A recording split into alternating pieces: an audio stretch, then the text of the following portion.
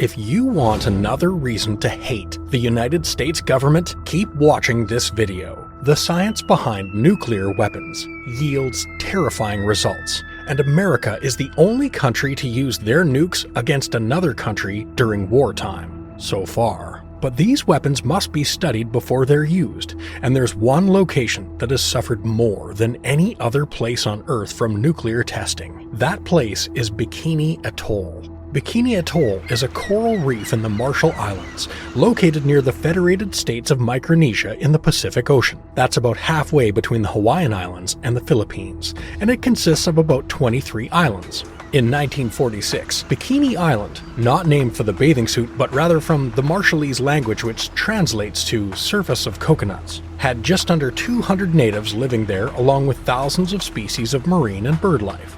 At the height of World War II, they were approached by a Navy Commodore named Ben Hyatt and told that their lands were needed for the good of mankind and to end all wars. When told that, and that they needed to relocate, the Bikinian king, Judah, said, "We will go believing that everything is in the hands of God." The natives were also told that they would be able to return soon, and the Navy would assist by housing and feeding them at a different location in the meantime until they were finished. By 1948, the natives had been moved a handful of times and left on a remote rock a tenth of the size of their home island, with no food or supplies. They were on the verge of starvation by then, and that's because, in a span of 12 years, the United States military detonated 23 nuclear weapons on Bikini Atoll. Before the first series of tests began in 1946, the Navy designated Bikini Atoll's lagoon as a ship graveyard. They brought in 95 various types of vessels, including battleships, carriers, submarines, and destroyers. Had they not been decommissioned and out of service, the test fleet would have been the 6th largest in the world at the time. Under the code name Operation Crossroads, the nuclear weapon called Able was detonated in the air over the area, and then a second weapon called Baker was detonated underwater. According to the chairman of the Atomic Energy Commission, the second test was called the world's first nuclear disaster due to the damage it caused. After World War II, the Cold War began.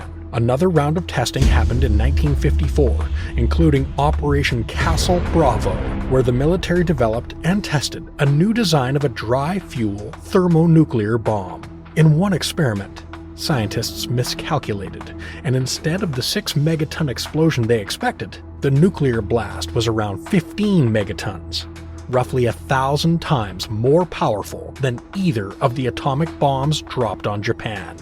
The United States allowed 160 Bikini Islanders to return to their homes in 1970, but by 1978, it was determined that it was still far too unsafe. In 1975, court proceedings of the people of Bikini versus the United States lawsuits began, and the case has been litigated dozens of times. The native islanders have won millions of dollars in compensation, although payments are still being contested today. Some of the natives have returned to the islands around Bikini Atoll with a population of just over 5,000, and there are a few caretakers who live on the actual island today. Marine life has finally returned to the area, but one can't help but think of the thousands, if not hundreds of thousands of species that were eradicated as 3 of Bikini Atoll's islands were completely vaporized. Footage of the explosions of Castle Bravo, Castle Yankee, and Castle Romeo are currently available on YouTube.